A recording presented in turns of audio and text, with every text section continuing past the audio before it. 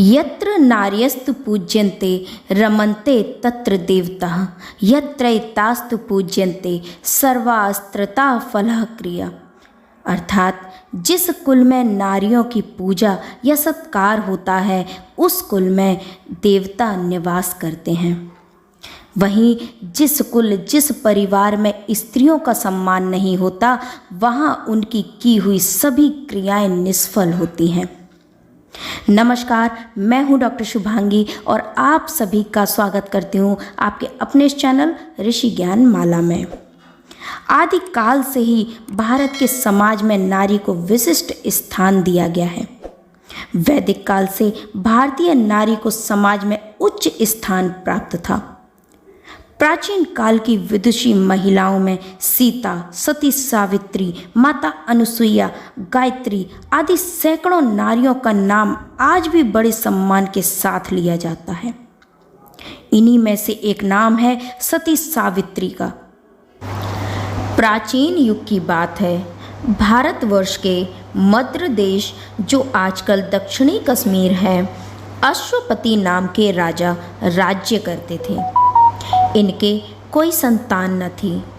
ज्यों-ज्यों अवस्था बीतती गई, इन्हें संतान न होने से चिंता सताने लगी। ज्योतिषियों ने इनकी जन्म कुंडली देखकर बताया कि आपके ग्रह बता रहे हैं कि आपके संतान होगी, लेकिन इसके लिए आप सावित्री देवी की पूजा कीजिए। राजा अश्वपति राज्य छोड़कर वन चले गए। 18 वर्ष तक इन्होंने तपस्या की। फलस्वरूप उन्हें कन्या रत्न की प्राप्ति हुई। उसका नाम उन्होंने सावित्री रखा। सावित्री अद्वितीय सुंदरी थी। उसकी सुंदरता और गुण की प्रशंसा दूर दूर तक फैलने लगी। ज्यों-ज्यों सावित्री बड़ी होने लगी, उनका रूप और निखरने लगा। पिता को उनके विवाह की भी चिंता होने लगी थी। अश्वपति चाहते थे कि उसी के अनुरूप पति भी मिले, किंतु कोई मिलता न था। सावित्री का चित्त बहलाने के लिए अश्वपति ने उसे तीर्थ यात्रा के लिए भेज दिया और उसे आज्ञा दी कि तुझे वर चुनने की मैं स्वतंत्रता देता हूँ। सावित्री का रथ जा रहा था कि उसे एक अद्भुत स्थान दिखाई दिया। अनेक सुंदर वृक्ष थे, चारों ओर हरियाली थी। वहीं एक युवक घोड़े के बच्चे के साथ खेल रहा था।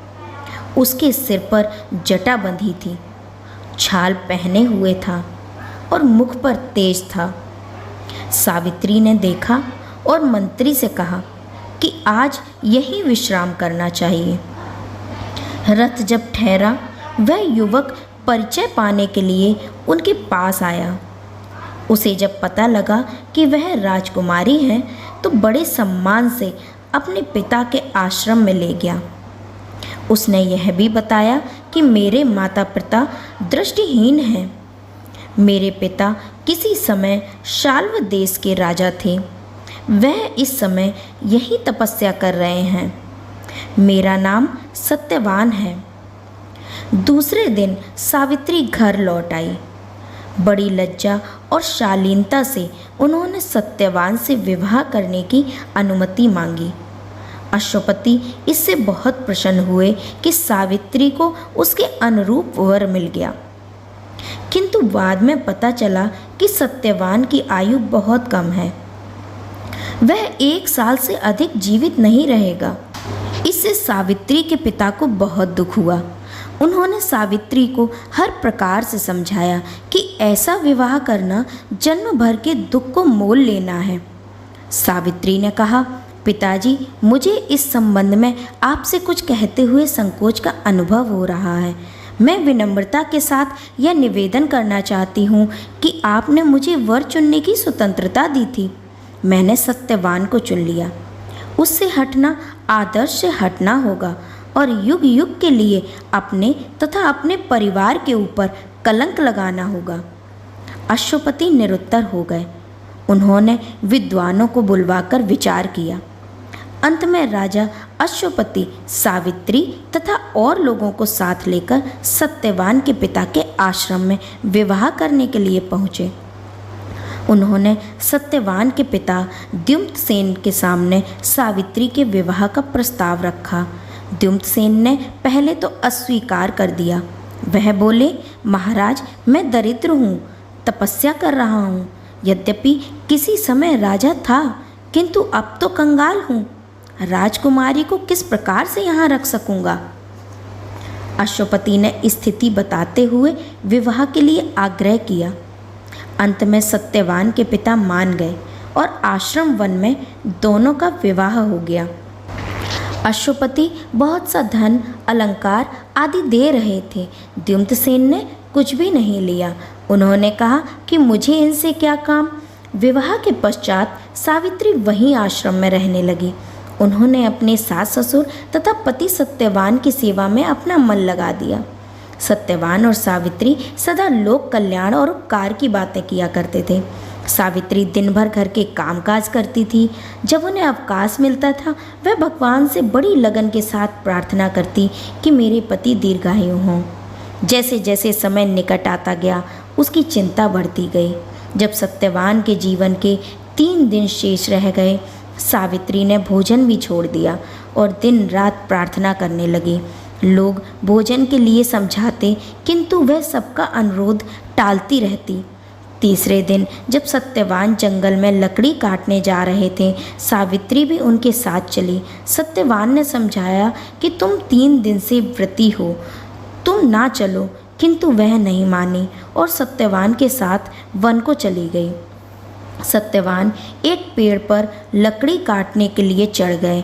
थोड़ी देर में उन्होंने बहुत सी लकड़ी काटकर गिरा दी। सावित्री ने कहा, अब लकड़ी बहुत हो गई हैं, उतर आइए। सत्यवान पेड़ से उतरे। उन्होंने कहा, मेरे सिर में चक्कर आ रहा है। सत्यवान धीरे धीरे बेहोश होने लगे और कुछ ही क्षण में उनके प्राण पखेरु उड़ गए। यद्यपि सावित्री जानती थी, फिर भी जब उन्होंने अपने पति को निष्प्राण देखा, वह विलाप करने लगी। इसी समय उन्हें ऐसा जान पड़ा कि कोई भयानक किंतु तेजपूर्ण परछाई उनके सामने खड़ी है। उसे देखकर सावित्री भयभीत हो गई। न जाने कहाँ से उसमें बोलने का साहस आया और उसने कहा कि प्रभु, आप कौन हैं। उस छाया ने कहा, मैं यमराज हूँ और मुझे लोग धर्मराज भी कहते हैं। मैं तुम्हारे पति के प्राण लेने के लिए आया हूँ। तुम्हारे पति की आयु पूरी हो गई है, मैं उसके प्राण लेकर जा रहा हूँ। इतना कहकर यमराज सत्यवान के प्राण लेकर चलने लगे। सत्यवान का शरीर धरती पर पड़ा रहा।